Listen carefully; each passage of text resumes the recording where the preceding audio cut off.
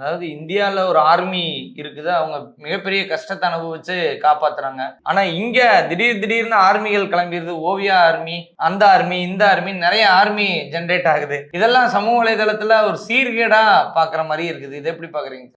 ரொம்ப ஈஸியா, அதாவது ஒரு என்டர்டெயின்மெண்ட்னா என்ன, ஒரு 4 பேர் கிறுக்காக்கணும்னா அது நல்ல என்டர்டெயின்மெண்ட், அவ்வளவுதான். இப்போ இன்னைக்கு இருக்கிற கோட்பாடு அதுதான். ஸோ 4 பேருன்றது வந்து ஒரு 40 லட்சம் பேரை இதில் ஓரளவுக்கு ஒரு அடிக்டா ஒரு கிறுக்கு மாதிரி ஆக்கிடுவாங்க. நாளைக்கு அந்த பையன் என்ன பண்ண போறான், நாளன்னைக்கு அந்த பொண்ணு வந்து இந்த இருக்குமா இருக்காதா, அவங்க வெளியே துரத்த போறாங்க. இதுல அந்த விஜய் சேதுபதி வந்து இவரை வெளியே அனுப்பிச்சிருவாரு, இவரை உள்ள வச்சுக்குவாரு, 10 பேர் இருந்து கை தட்டுறது செய்யறது, அது பார்க்கவே ரொம்ப ஒரு சில நேரங்களில் ரொம்ப ஃபன்னியா இருக்கு, ரொம்ப நகைச்சுவையா இருக்கு. என்னை பொறுத்த வரைக்கும் நிறைய பேருக்கு அது நேர வேஸ்ட். அதுல வந்து ஒரு பயனுமே இல்லை அப்படின்றதான் என்னோட கருத்து. சரி, இது வந்து வளர்ந்து வர்ற குழந்தைகளுக்கெல்லாம் இது ஒரு தீங்கானது மாரி தான் தெரியுது. எதனால அப்படின்னா, அவமானப்படுற காட்சிகள் எல்லாத்தையும் பெருசு பண்ணி ஒரு ப்ரோமோ பண்ணி